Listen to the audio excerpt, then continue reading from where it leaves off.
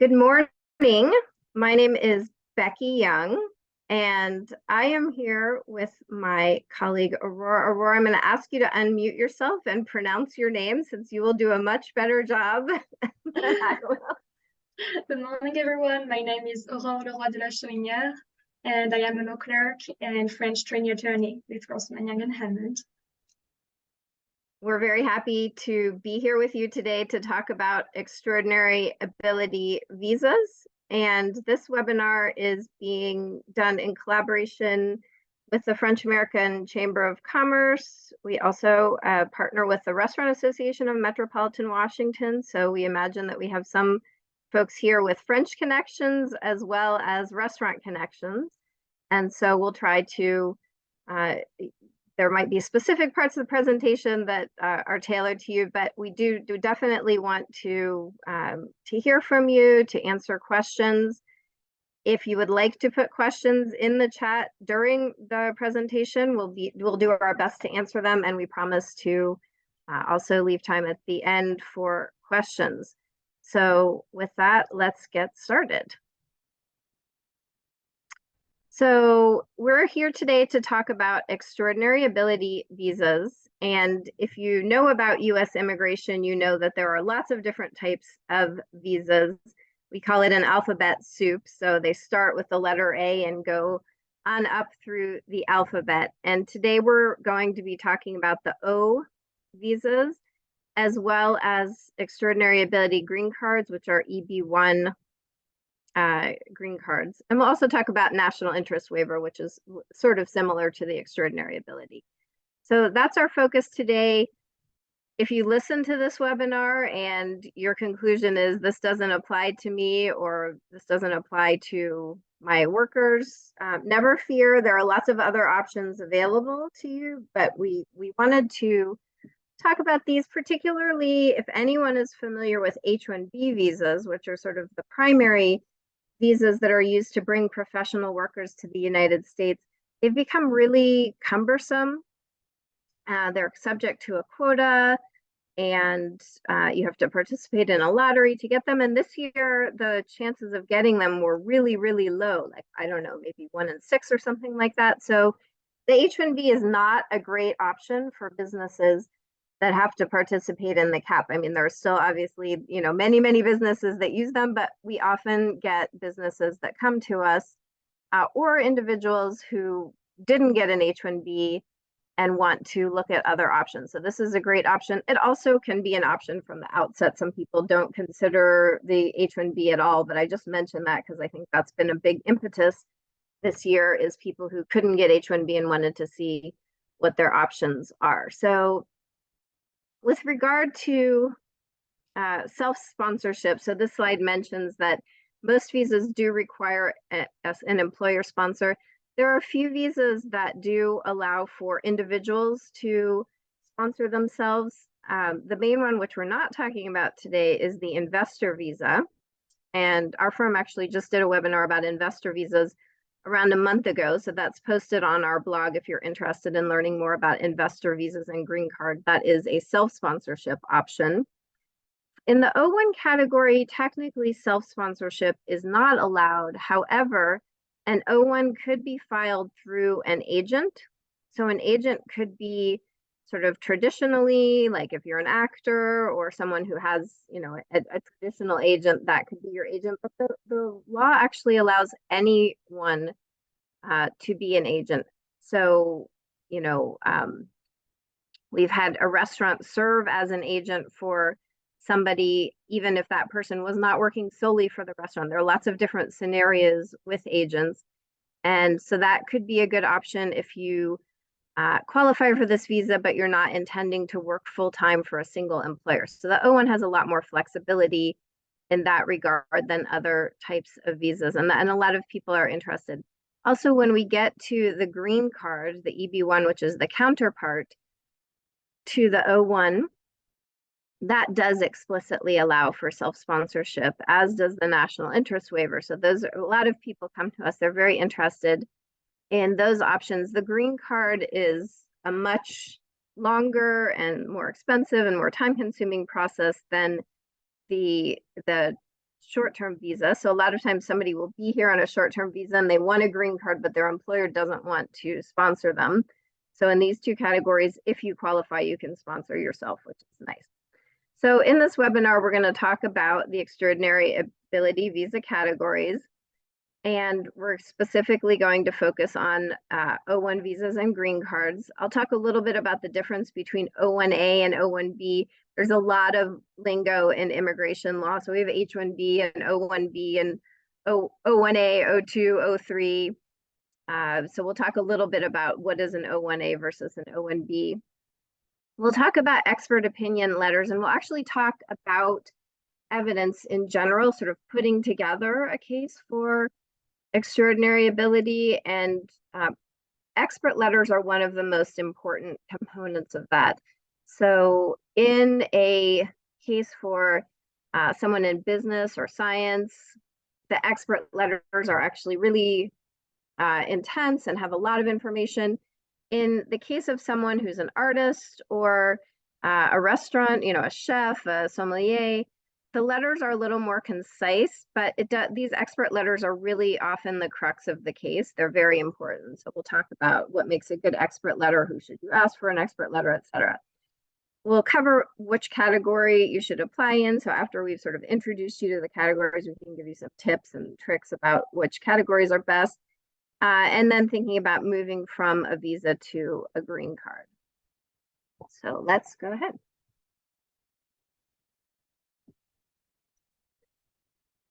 Next slide, please.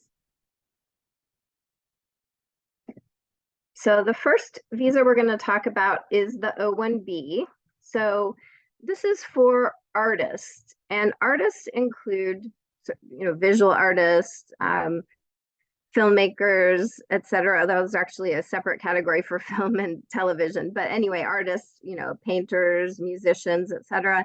But also people who work in restaurants could be categorized as restaurants. Certainly chefs are working in the culinary arts.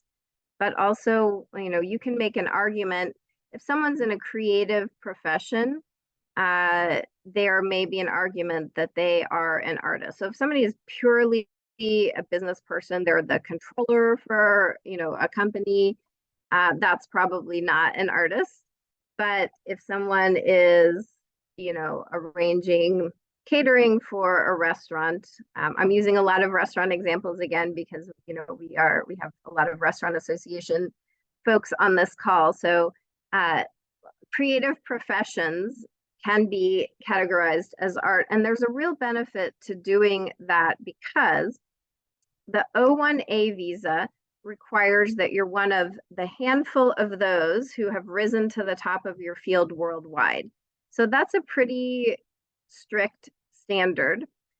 The regulations talk about the fact that you could have one major award, like the Nobel Prize, for example, or an Academy Award, or you can have one, if you don't meet that major award criteria, then you can meet other criteria. But in the O1A, you really do have to be closer to that sort of Nobel Prize letter. We've done a lot of O1As for people who haven't won a Nobel Prize, but think about like a very high level handful of those at the top of the field for an O1A. For an O1B, the standard is much lower. It's distinction in the field. So you have to show that you are distinguished in your field. And you show that by submitting evidence on in a number of categories. So you have to meet 3 categories, unless you've won a major award like a Nobel Prize or an Academy Award. You have to meet at least 3 things. So one thing would be, you can see these listed below. Hold on, I don't know what I did here. So one thing would be a critical role for distinguished employers. So if you are the CEO for a major company, that's obviously a critical role, but you could be working at a smaller company and maybe you are leading a really important function at that company. So but you have to show that both the company is distinguished and also that you are in a role that's more important than others at the company. And USCIS doesn't always get this. We have a case that we've been fighting with them recently where we have the head chef at a very distinguished restaurant, a highly reputed award-winning restaurant. And they came back and said, well, show us that the head chef is more important than other people in the restaurant. So that's, now we're working to show them like through pictures and then an explanation that in fact the head chef is the most important person in the restaurant. So, but a critical role is one that often our clients will meet. Another one is media, so recognition in major media. And I call this the Google test. If somebody comes to me and they tell me that they want this type of visa or they're qualified for this type of visa, the first thing I'm going to do is Google them. And if I get a page of hits about that person in genuine media sources, not Zoom info or something like that, that's usually a sign that it's a good O1 case. I was at a conference in Amsterdam one time, and we actually got to go behind the visa counter and to see a consular officer adjudicating an O1 visa for a flamenco artist, a flamenco guitarist. And the officer was on her computer screen, and that was the first thing that she did. She Googled the person, and you could see the press, the pictures of this person. And that was really, that made a big impression on me. So I think if you think you might qualify for this category, Google yourself and see what comes up.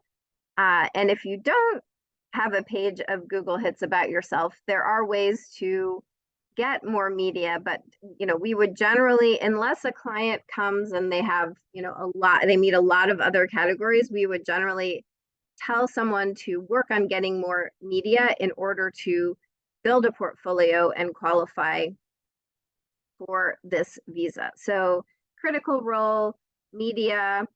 By the way, I have an article, I don't know whether it's mentioned later in this presentation, but it's called How to Become Extraordinary.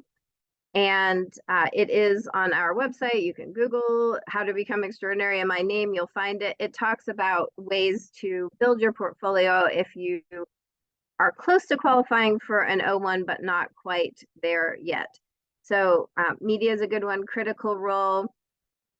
High salary.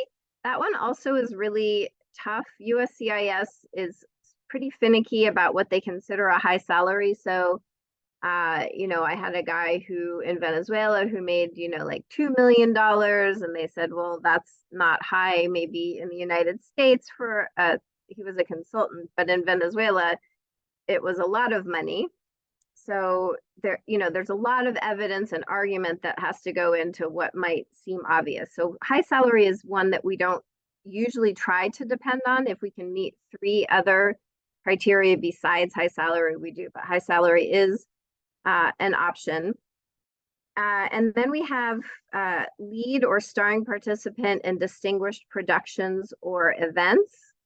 So if you are, an artist, maybe participating in major art shows, distinguished events, so things that are well known, and the events themselves get a lot of publicity and you also are recognized. And so a lot of times this will sort of duplicate with the media criteria. If you are a leading participant in a distinguished event, there probably will be some media about it. And if you have an upcoming event, you should definitely try to get some media about it. But this is one that we use a lot. So events, lead roles, media, critically acclaimed successes. So that could mean like you led a restaurant to getting 3 Michelin stars in its first year of operations, or you exceeded your revenue target by 5 times, something that's that's really significant. And then the last one, and I'm not going in order here, is significant recognition from experts. So in the O1B, this is an explicit category, recognition from experts. And the person who's adjudicating your case at USCIS might be a very experienced adjudicator. They might be a lawyer, but probably not.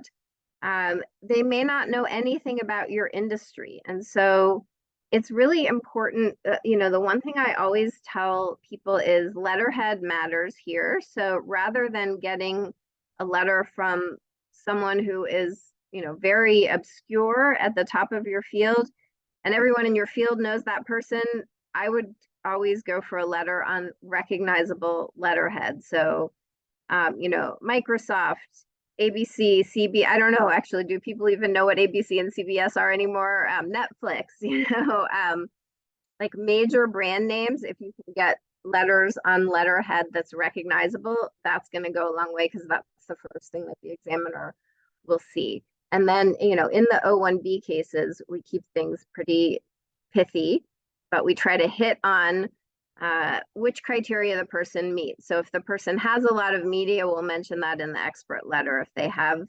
done distinguished events, we'll mention that in the expert letter.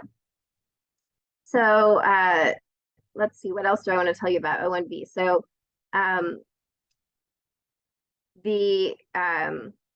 you do have to show that you'll come to the US to work in your area of expertise. And you can file, as I mentioned earlier, either through an agent or through an employer. It's important to know that if you only file through an employer, you can only work for that employer. So we have an O1 client now who is working for a business that's going out of business, and she now has to find a new O1. When you're admitted to the US as an O1, you would be admitted, so you get a 3-year initial period, and then you can extend your O1 visa in 1-year increments indefinitely. If there's a new event, you can extend your O1 visa for 3 years. So let's say, for example, that you started off as the controller and now you're moving into the marketing department at a company. So those are considered new events because it's a substantially different position. So you can ask for 3 years.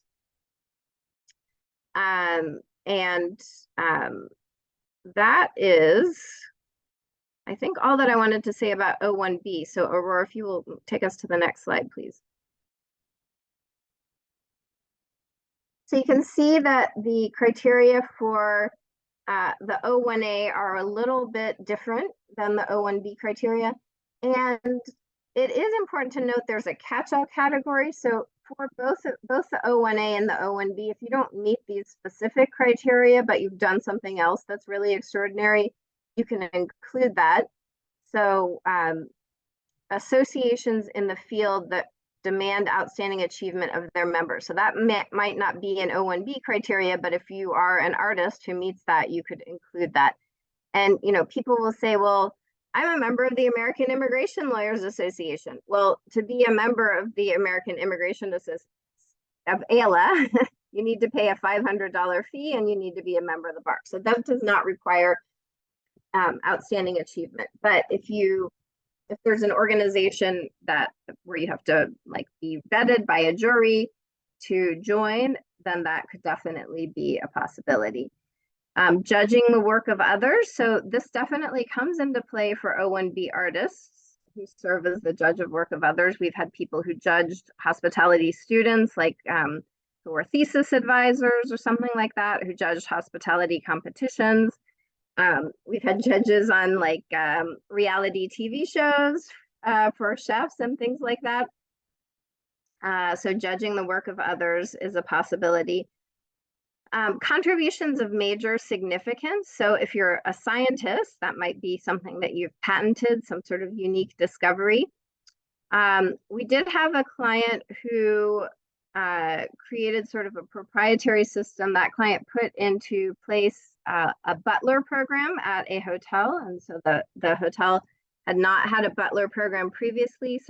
But not only did she institute a butler program, she also created tailored software to help run that butler program. And then that software was emulated by other hotels.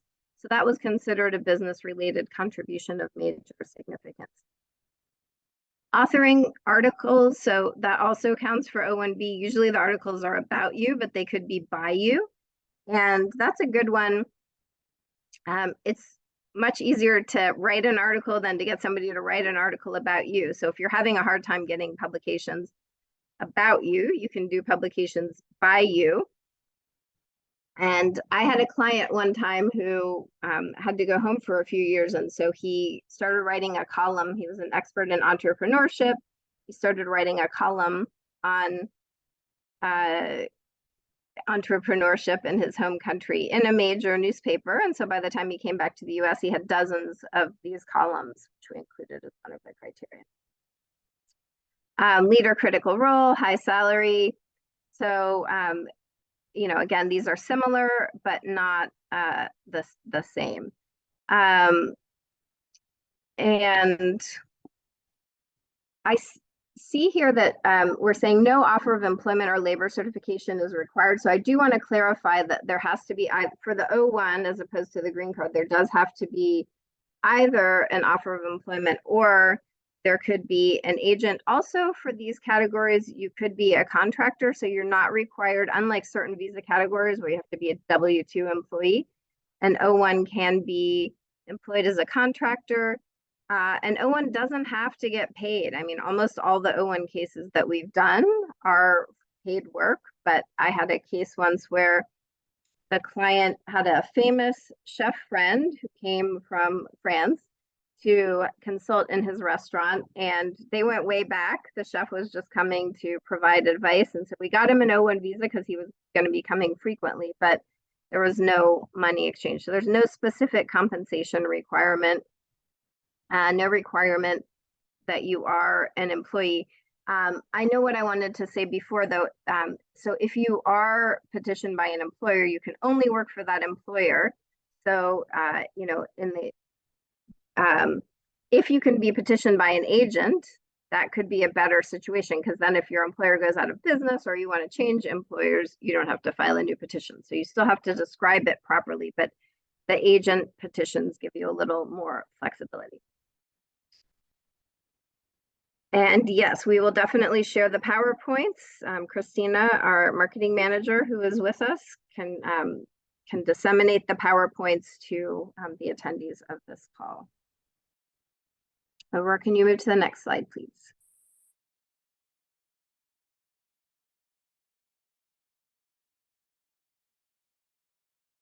Okay, so I think we've covered this to some extent, but the O1A is for science, business, education, or athletics. It has the handful of those at the top of the field, standard, which is higher.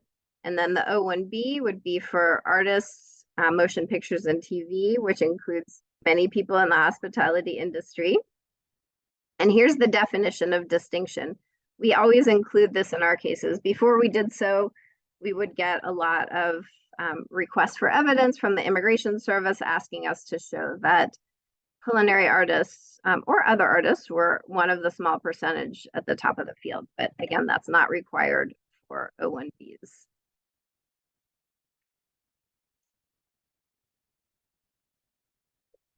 Okay, let's talk about immigrant visas.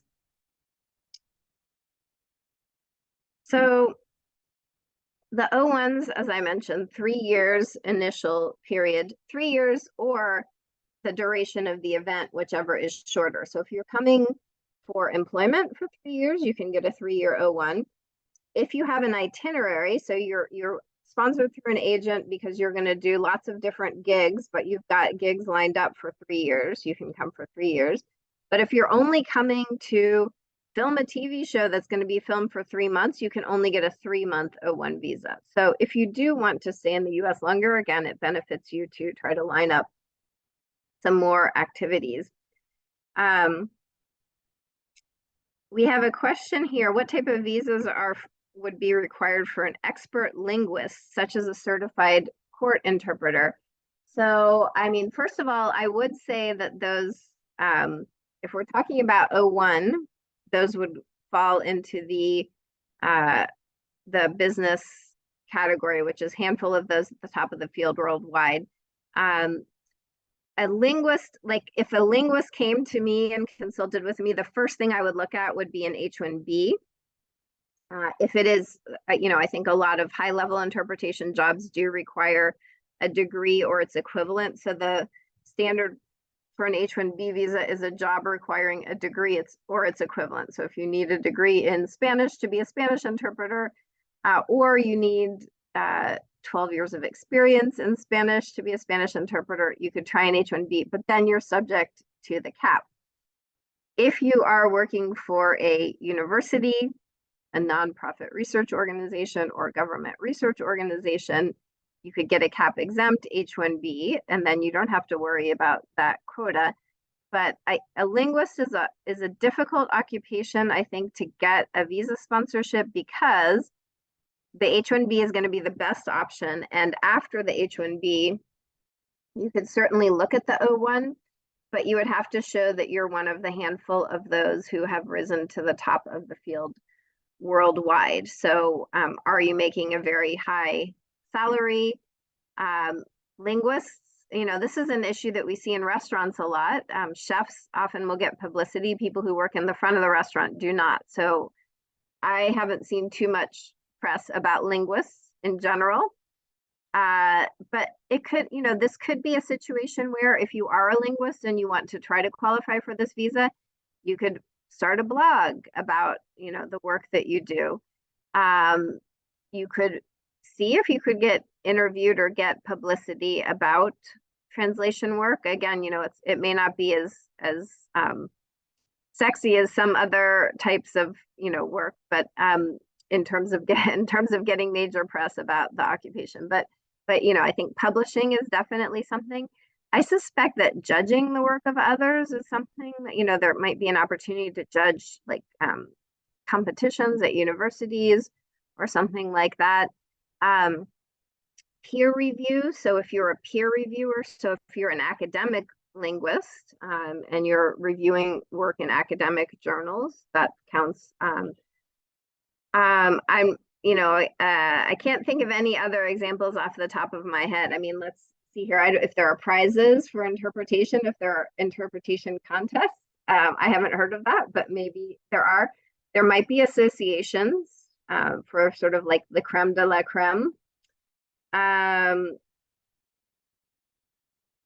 Critical role, high remuneration. Yeah, I think we've pretty much covered them. So and again, as I said at the outset, there are some different types of visas depending on, if you're early in your career, there are training visas, J-1 visas, H-3 visas.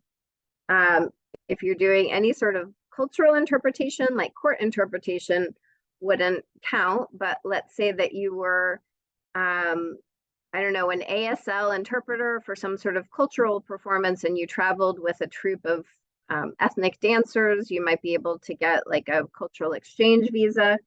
So, depending on the facts, there are different options available to you. But good question. Yeah, some occupations are easier than others in terms of finding options. Okay, so let's talk about green cards. So once you get here on a non-immigrant visa, if you want to stay longer, and by the way, it is possible to be sponsored for a green card from overseas without being in the US. This happens more in the family-based categories. So someone will sponsor their parent or their sister or their spouse, whatever. That's a more common fact pattern when someone is overseas. We did, and I've been working in immigration law for about 30 years now, and I think I've had one case where an employer sponsored someone who was not in the US working for them. And that person had actually done an internship with them and then gone back to their home country, and the employer really liked the person, wanted to bring them back. So they did a green card for them. So it is possible, but very uncommon that an employer would go through the process of sponsorship for a green card. So the green card, to get an O-1 visa could take several months, I would say. So when our law firm is working on one of these cases, we'll have somebody come to us, we will send them a questionnaire that asks about this criteria and get information to see which ones they fulfill. And then we'll have a consultation with them and we'll collect the documents. So it's a really evidence-heavy kind of filing. And it usually takes us like 60 to 90 days to assemble the evidence, Usually there's some back and forth with the client, clarifications. We try to, Aurore's going to talk a little bit more about that, like organize and present the information in a very attractive way. And so that part takes about 60 to 90 days. At the immigration service, you can pay for premium processing of O1 petitions, also of EB1A extraordinary ability petitions, and most recently national interest waiver petitions also have premium processing. So O1 and EB1A can be processed in 15 days at USCIS. National interest waiver is 45 days for an additional fee, but still that's a pretty good deal, all things considered. And then you go to the embassy to process your visa. And if you're from most countries in the world, you can process an O visa within like a week or a few weeks. There are some countries, sometimes India gets tremendous backlogs, the Philippines. So there are some places where you might have to wait a long time even to process a non-immigrant visa, but generally you can get an O1 visa within a few months. The green card is going to take longer. So the green card involves two steps. The first step is the immigrant visa petition, and it looks kind of similar to the O1 petition, where you show that you meet the criteria for extraordinary ability. The other thing that you have to do, though, for the green card is to show that you will work in your field and that you have the ability to, it's not ability to pay, that you will not become a public charge. So basically that you will make enough money in your field to support yourself. And so you can do that if you have an offer of employment that would meet the public charge requirements. Otherwise, you have to show like letters or contracts from future employers to show that you will be able to overcome the public charge requirement. So the green card overall, if you're in the United States, so if you come on an O1 and you process a green card here, it might take 2 years, could take 3 years. If you're processing it overseas, it might be a little quicker. So you can process this part, and then the second step, if you do it in the US, it's called adjustment of status. It could take 2 to 3 years. If you do it overseas, it's called consular processing. It could take 18 to 24 months. So during this time, if you want to be in the US, which is typical, you need to maintain a non-immigrant working status in the US. So it's pretty common for somebody to come on an O1 and then apply for an EB1. And someone's asking if you can work while the status gets adjusted. So that's a really good question. So let me try to break it down. So first of all, one thing I wanted to say is, if you are, if needing to travel internationally is critical for you, then normally what we do is keep the O1 throughout the whole process, and then have the person, even if they're living in the US, have the person consular process overseas. So that way you can definitely work during the process because you keep your O1 work authorization during the process. And I'm going to explain to you in a minute why you would need to consular process if you want to work on the O1 during that time. So the alternative is that you can come into the US. When you come to the US on an O1, it's called like a quasi-dual intent visa. So what does that mean? If you come to the US as a student or a visitor, you cannot intend to immigrate. If you intend to immigrate, and if immigration thinks you intend to immigrate, they won't let you in. The H-1B is called a dual intent visa. So if you come on an H-1B and you intend to immigrate, they'll still let you in. The O1 is somewhere in between. So if you came and you immediately filed for adjustment of status, that could cause you problems. But if you're here for 6 months on your O and then you decide you want to adjust status, you can do that.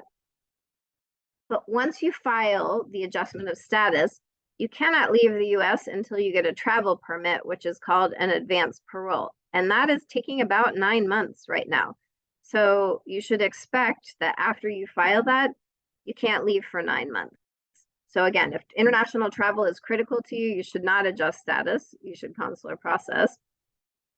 But if you don't care about traveling and you just want to stay here, you can file for advance parole, and you can file for an employment authorization document, and you can keep working on your O1. So you want to make sure that you have enough lead time on that O1 so that you don't run out of work authorization, because the work authorization also is taking about 9 months. It historically has taken like 60 to 90 days, but it just got really crazy, and probably for the last few years, it's been taking quite a long time. So I would base that decision, if I were applying, on how much I needed to travel and how much time I had left on my O1.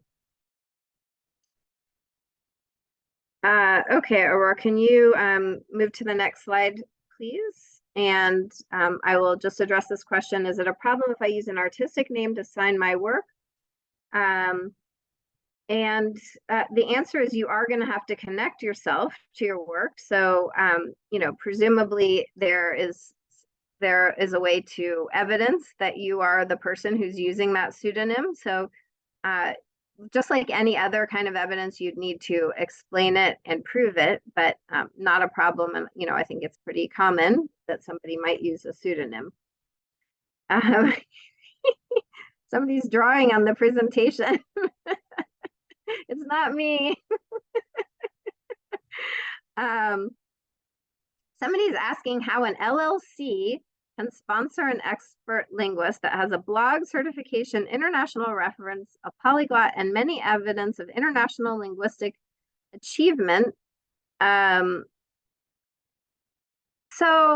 I think this is an interesting question, and maybe when we get to national interest waiver, I think that's could be something interesting. So, especially because this comment concludes with, and let me read this. I realize that maybe not everybody's looking at the chat, but how can an LLC in the US sponsor an expert linguist that has a blog, certification, international references, a polyglot, and much evidence of international linguistic achievement included for US organization and US government highlighted in a portfolio, and some contracts to come work in the US as a language provider, and now so much needed in big US cities? So that last point, so much needed in big US cities, I think is going to be important and could qualify somebody for a national interest waiver green card, depending on the documented need. But this person may meet the O1 criteria.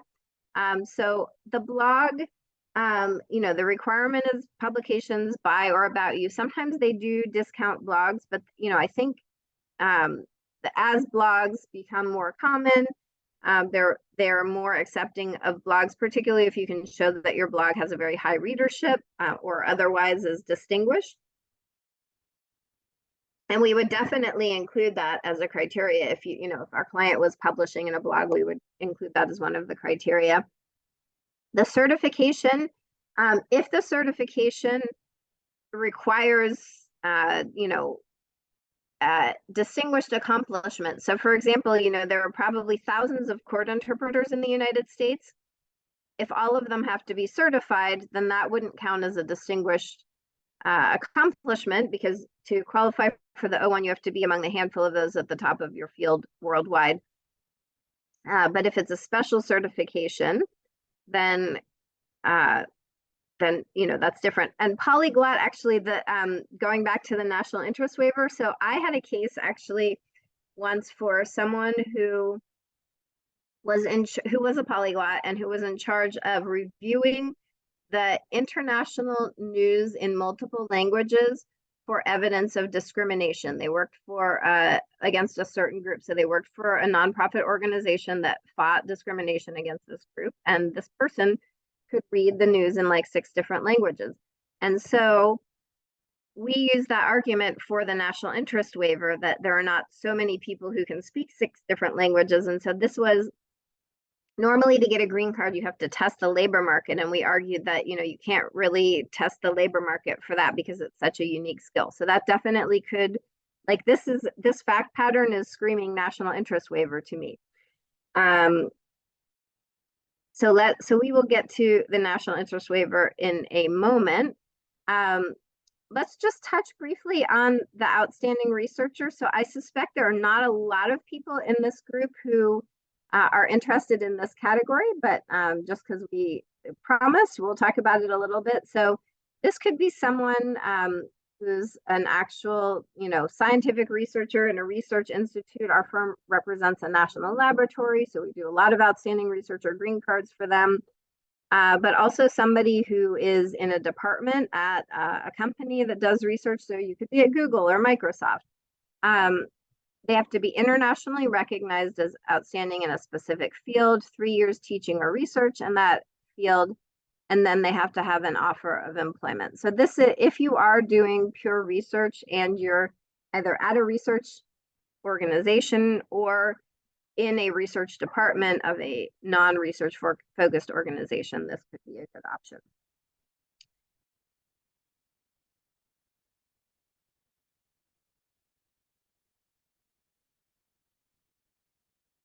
Okay. Someone is asking about an NGO doing human rights research. So I think if the NGO, normally an NGO that in my experience is not only doing research. So you would either have to be at a research organization or you would have to be in a department of the NGO. And I think it has to have at least five employees that focus on research. So if it's a small nonprofit, probably not, because I'm guessing everybody does research and advocacy.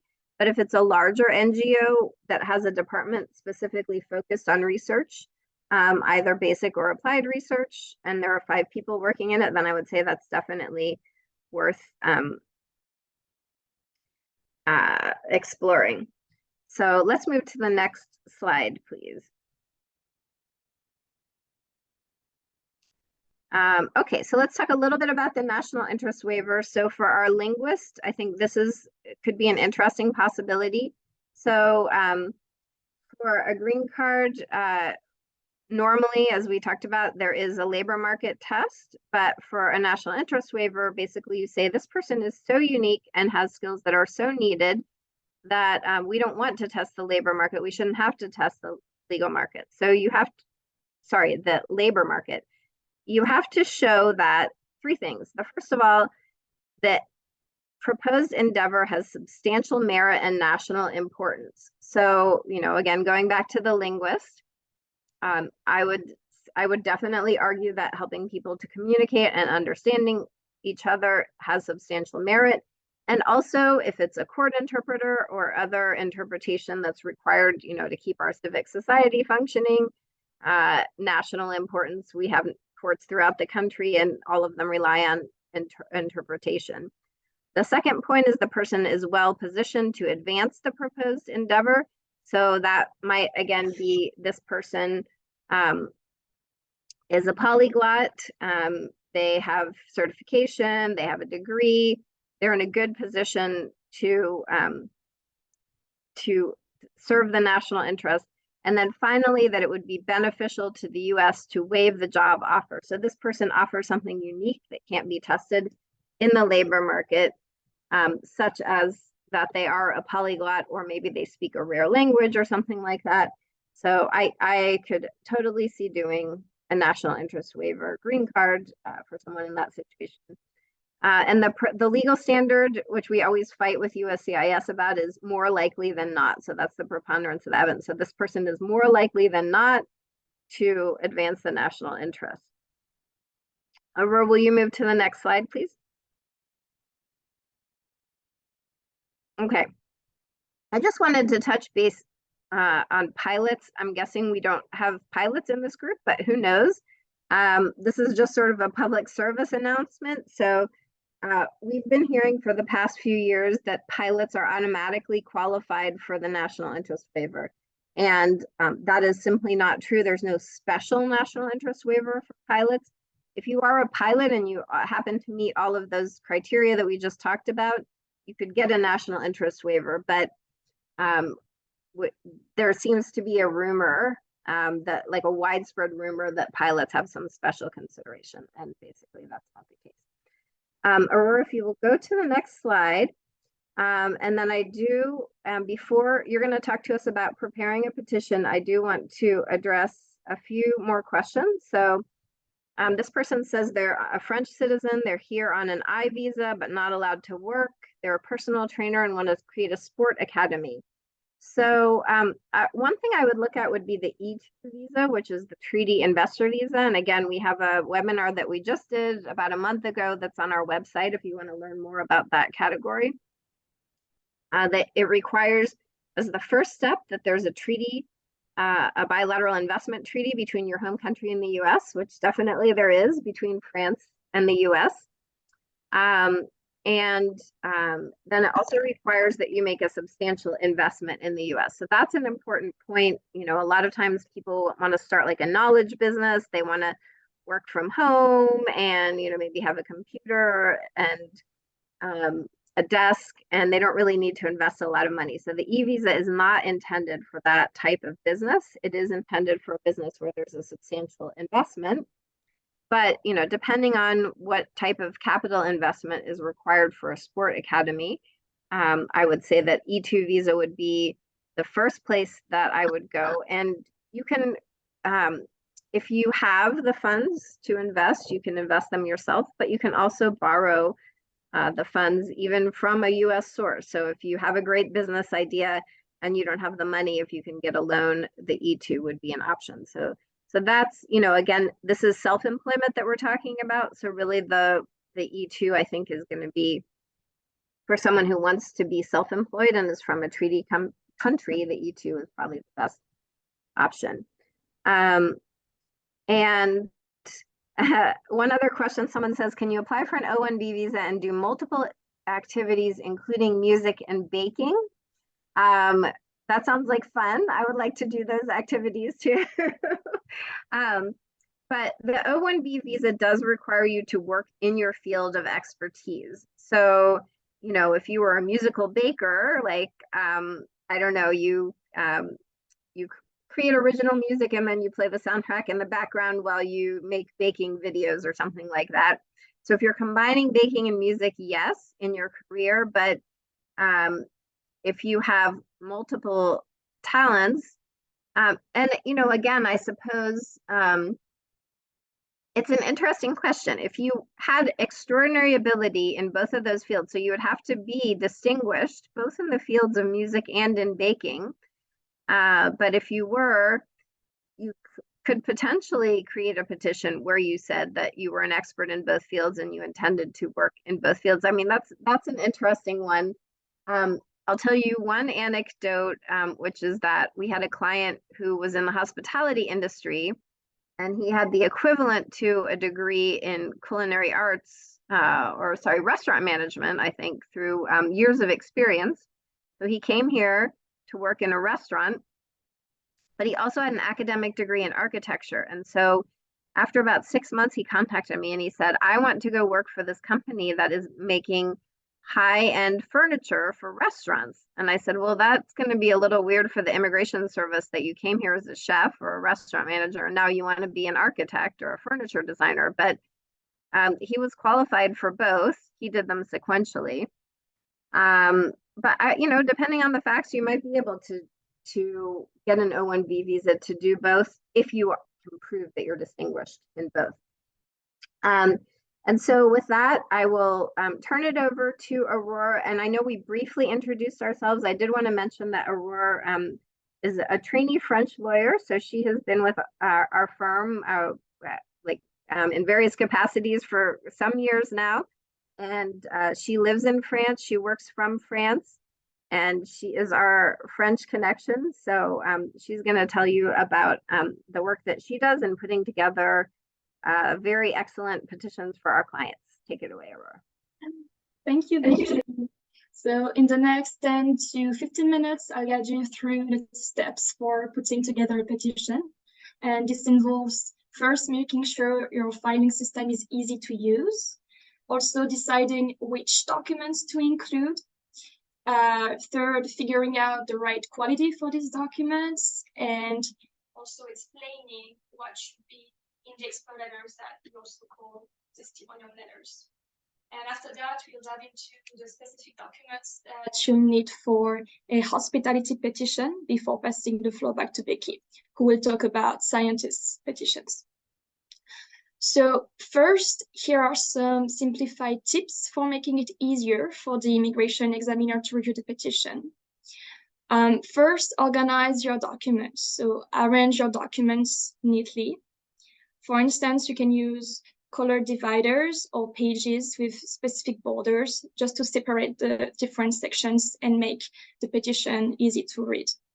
Also, what we do at the firm is that we highlight and arrow key information, and this is to draw attention to important content. This helps basically the examiner quickly identify crucial details about your achievements and why you qualify for this or this type of a criterion. And I would add that labels and descriptions are also helpful, especially when a document is not self-explanatory. Also, what we do is that we provide a summary in the cover letter, or we do an exhibit list that outlines the criteria that you think you meet. And based on that, you organize the documents. So you want to include first primary evidence, which are, for instance, existing contracts or photos. And after that, you include secondary evidence, such as testimonial letters that we will talk about later. Something important is to be objective. So avoid overly technical language. Instead, use clear and objective metrics to show why the technical evidence is significant. By metrics, we mean providing clear, numerical, or measurable evidence to support your arguments. For instance, if you're explaining that your restaurant is distinguished, you might include copies of the awards it received, like Michelin stars, for instance, and copies of press articles about the restaurant, rankings by food critics, etc. Remember that examiners have limited time, so it's crucial to present information in a way that is easy for them to understand and access. Now, moving on to the next slide, here is how you can decide on the type of documents to include in your petition. First of all, identify your field of expertise. You should be able to explain it in a straightforward manner to a 10-year-old child, even if it's about neurobiology, or if you need to explain why is the culinary sous vide technique in the kitchen is so important. Also, what is useful is to conduct an online search about both the petitioner and the beneficiary. In the context of hospitality, for instance, the petitioner will be the restaurant and the beneficiary will be the chef you want to hire and sponsor. But why doing that? This helps in gathering additional context and information that may be relevant to the petition. The easiest is to just conduct a Google search, like Becki explained earlier about the media. And many times, by Googling the chef for which I was preparing the petition, I found out that he had many more articles than what he would say, which was great. Or I would find that he had participated in very high-end events that he forgot to talk about, and which are actually perfect to include in the petition. Also, take a closer look at the beneficiary's accomplishments and classify them. This will help you create a clear roadmap for the examiner, highlighting key achievements that support the case. And now, moving forward, let's delve into a critical aspect of your petition, which is independent, objective documents. These are essential components that provide impartial evidence to substantiate your case through demonstrating the validity and merit of your petition. And first, you want to provide independent and objective documents. This means that documents should be impartial and not invent facts that do not exist just to try to bolster the petition. For example, you should not edit photos or articles by faking them. Second, any document in a foreign language must be translated in English. This ensures that all information is accessible and comprehensive for the examiner.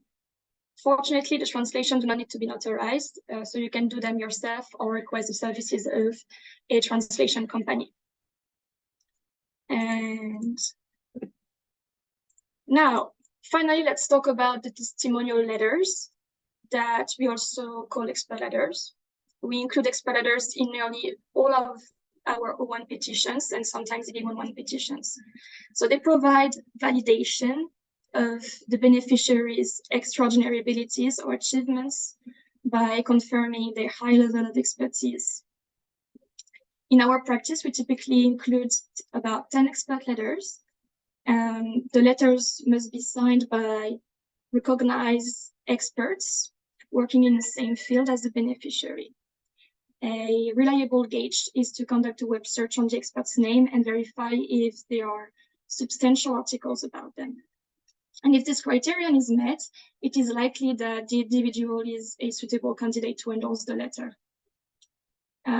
We aim to strike a balance by having half of these letters sourced from the petitioner's network, and this will ensure independent opinion from experts who are acquainted with the beneficiary solely through reputation.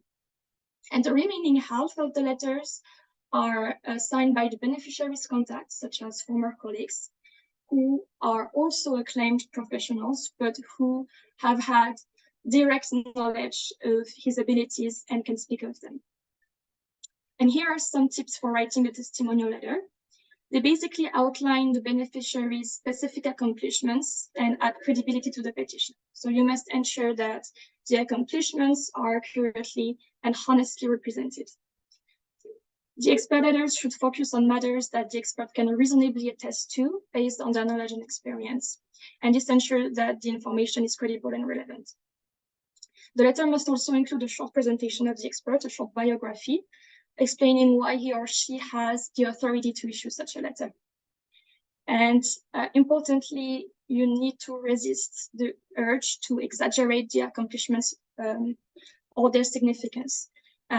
Transparency and authenticity are key in presenting a compelling case, but you should definitely add language such as distinguished, extraordinary, outstanding, excellent services, top of the field, etc.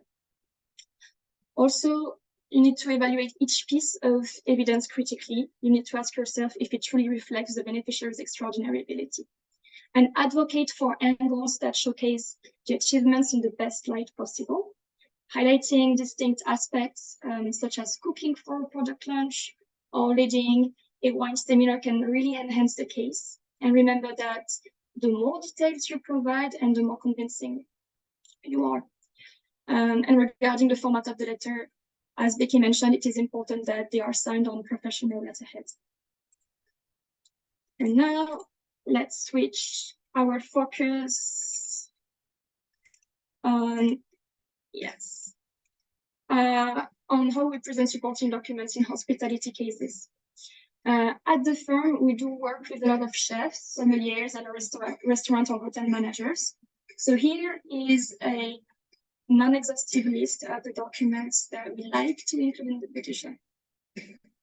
First, sometimes, it's not all the time, but when it's good, we include the CV, the resume, and copies of degrees if they are related to the hospitality field.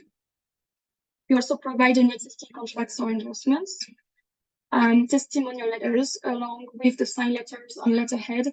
We also include biographies of the experts that are printed from the internet. Regarding the media coverage, we look for print, audio, and video coverage, and not the circulations or the audience reach. And just to clarify, the petition cannot include videos, but you can totally make screenshots of the videos and organize them on a Word document, for instance. Also include critical reviews, advertisements, publicity releases, articles, and photos showcasing the beneficiary's work, and also the establishment's distinguished reputation if it's a restaurant or a hotel. And regarding event participation documentation, this comprises certificates of participation, events, publicity releases, invitations, and thank you letters, or emails, all demonstrating the distinguished or industry-specific nature of the event. Now, for the prizes and awards, we include copies of certificates, medals, and photos of the trophies, with you posing next to the trophy, for instance. On official and personal photos, these should highlight your professional endeavors and personal achievements. I remember a case for a chef with a lot of selfies at culinary events and in kitchens, but they worked as evidence and they were really helpful to the case, actually. Now for dish or service photos, you may want to include pictures showcasing the beneficiaries' culinary creations or services. For chefs' petitions, for instance, we like to include a portfolio, even if it's not mandatory required, but we include a portfolio of their signature dishes with brief descriptions. It just makes the case look more attractive to the reviewer. And finally, if applicable, we provide documentation of your membership in professional associations if you want to meet that criterion. And these documents collectively should paint a comprehensive picture of the beneficiary's expertise and accomplishments within the hospitality industry. And now let's switch back to Becki, who will provide you with her insight on the documents to including scientists and business executives' petitions. Thank you, Aurore. And I'm going to go through this part fairly quickly. I apologize. I thought we were here together today for 90 minutes, but perhaps it's only 60. So, excuse me. So we'll go through this, and if there are any additional questions, we'll stick around to address them at the end. So we did focus this presentation on hospitality, but we know we have a lot of people here who are not connected to the hospitality industry, so we want to make sure to cover all of the bases. And so the documents that you would submit in a scientist case are a little different, as you might imagine, than from a hospitality case. So we would always submit a detailed CV. We would include detailed testimonial letters, and we talked about how that's different from a hospitality case, which might have like a one-page testimonial letter. The testimonial letters for a scientist are going to be more detailed and in-depth.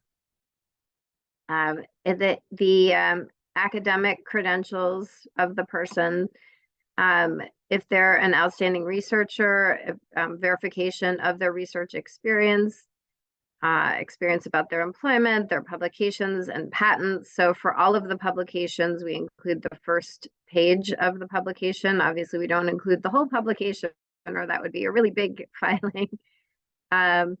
Their citations, how many downloads and reads do their publications get, their media coverage, presentations, whether they've been a reviewer, a peer reviewer, which, as we said, is counting as a judge of the work of others, any honors, awards, and leadership roles, and then professional memberships. And, as I mentioned earlier, those should be prestigious professional memberships, not just where you pay a fee to join.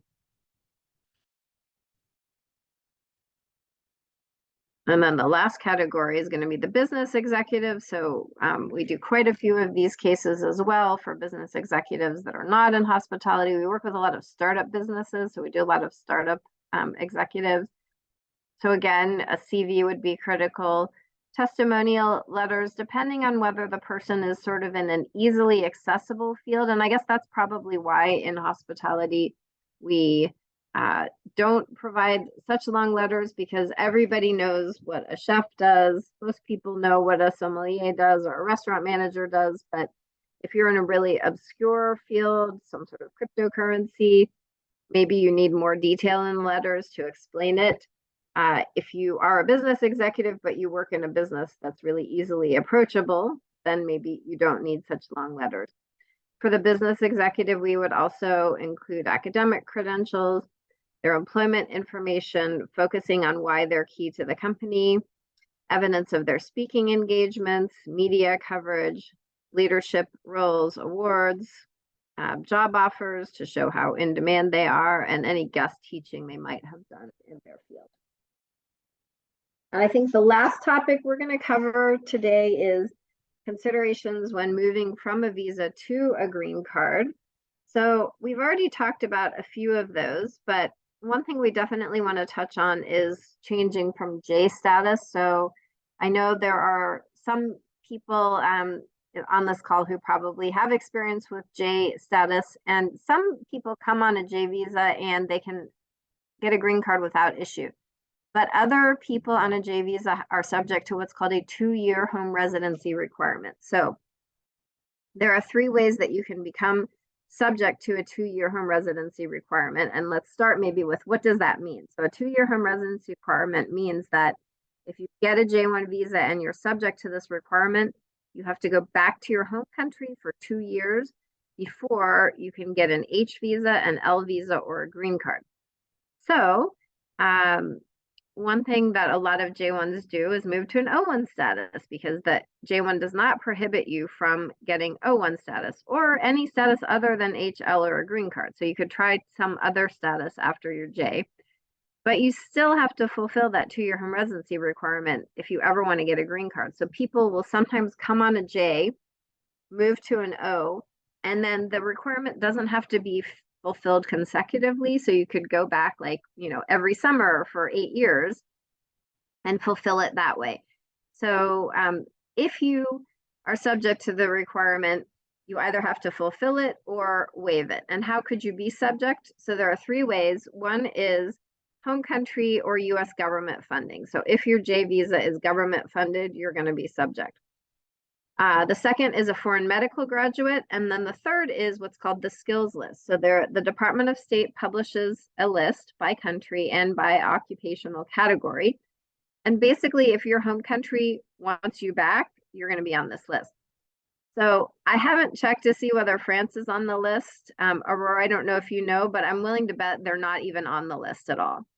A lot of modern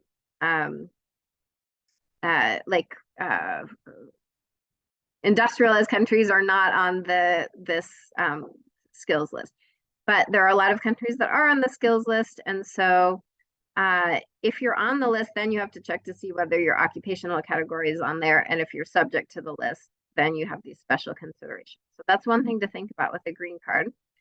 And then with regard to the extraordinary ability, as we talked about for EB-11 and also the national interest waiver, you can file for yourself. You don't need an employer sponsor, but you can't travel while the adjustment is pending, and you should expect at this moment in time to be here for about 9 months while waiting for travel permission. So you do need to maintain your own work authorization during that process. So I think that concludes what we wanted to share with you today. I did want to follow up on one question which we had received in advance, and then I think that person also posted in the chat, so we've covered it a little bit. But this was the person who said that they were interested in establishing a sports academy. So in their email, they clarified that they did have a US employer that was interested in utilizing their services, but that employer doesn't sponsor visas. So I wanted to clarify one thing, which is that sponsoring visas can have 2 meanings. One is paying for the visas, and the second is just having anything to do with the visas. So if you have an employer, a potential employer who doesn't sponsor visas, you might want to ask, do you mean you won't pay for the visa, or just that you don't want to have anything to do with visas? Because sometimes you can solve that problem by agreeing to pay for the visa yourself. But a lot of employers just don't want to get involved in visas because, they can be messy and cumbersome sometimes. So if the employer won't get involved at all, then in that case, you do need to look at a self-employment visa, which could be either an E2 investor visa or an O1 visa through an agent. Or it is also possible to sponsor an O1 through a company that you own. I guess I should mention that possibility. So if you incorporate the sports academy, you could potentially qualify for an O1 if you're among the handful of those at the top of the field worldwide. So I would say for that person, I would look at the O1 and the E2. If you think that you can invest a substantial amount of capital in the business, the E2 is probably a good choice. And if you think that you can prove that you're among the handful of those at the top of your field worldwide, then the O1 is probably a good choice. Someone's asking if your own company can sponsor you for O1, and the answer is, I mean, yes, if you have so the O1 is not for self-employment. It is possible to do an O1 through a company you own, but it's definitely not a straightforward or easy O1. So I would say if you're considering that fact pattern, to definitely consult with a lawyer about that possibility. And that actually brings me to, I think, the last thing I wanted to say, which is that if you guys have further follow-up questions, we would be happy to offer a 15-minute courtesy call to anybody who attended this webinar today. So if you have follow-up questions that haven't been answered today, you can feel free to reach out to our office and let them know that you were on this webinar, that you'd like to schedule a courtesy call. If you want to consult in French, Aurore can join the call as well. She's obviously bilingual and she would be happy to help you. And I think that is all of the questions that we had for today and everything that we would like to impart to you. So it's been a pleasure presenting to you on one of my favorite categories of visas. And I hope that this presentation has been useful to you.